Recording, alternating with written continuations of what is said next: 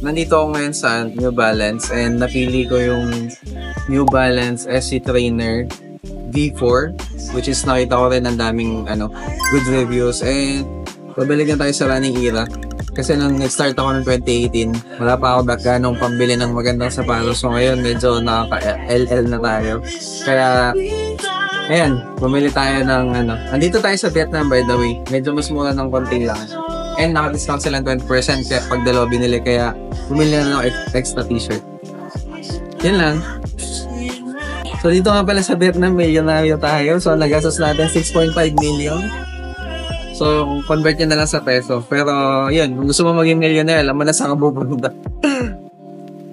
Thank you. Thank you. Nakabili na siya ng gusto niya.